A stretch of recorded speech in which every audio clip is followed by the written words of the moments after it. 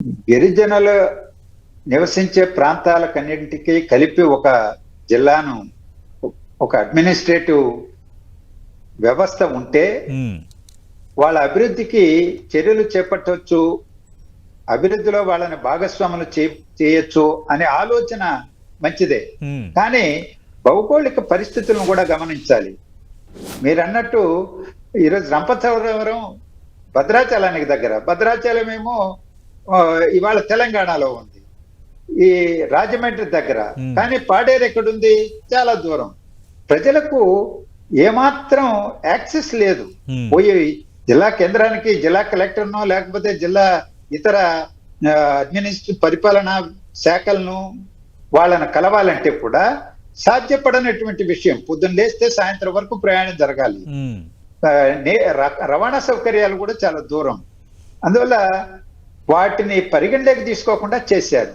ఇప్పుడు ప్రజలు ఏం ఆలోచిస్తున్నారో వాళ్ళ అభిప్రాయాన్ని సేకరించి ఉమ్, వాళ్ళు కోరుకుంటే రాజమండ్రి జిల్లా కేంద్రంగా ఉన్నటువంటి జిల్లాలో చేర్చడం సముచితం. ప్రత్యేక జిల్లా కావాలని కూడా ఒక దశలో కోరుకోవడం జరిగింది. కానీ అది సాధ్యం కాదు కదా, అవును చాలా తక్కువ ప్రాంతం.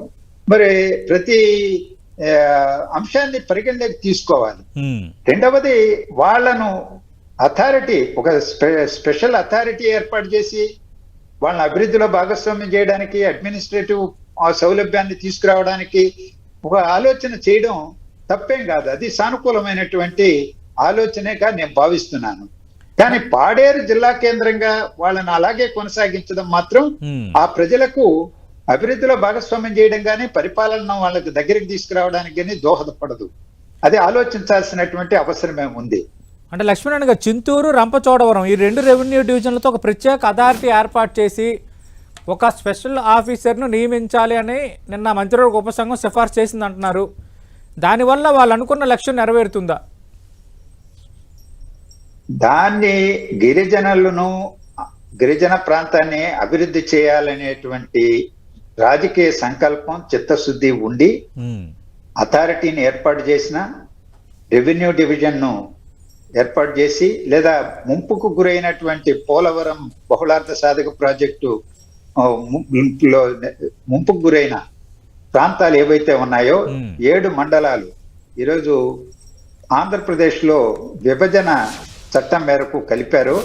ఆ ప్రాంతాల అభివృద్ధికి, ఎందుకంటే అక్కడి నుంచి వచ్చి వాళ్ళ నిర్వాసితులు కాలనీలు కడుతున్నారు, లేకపోతే వాళ్ళకు భూములు ఇస్తున్నారు, భూమికి కొంతమందికి. ఇంకా ఆ సమస్య పరిష్కారం కాల. ఎక్కువ మందికి 70-75% మందికి ఇంకా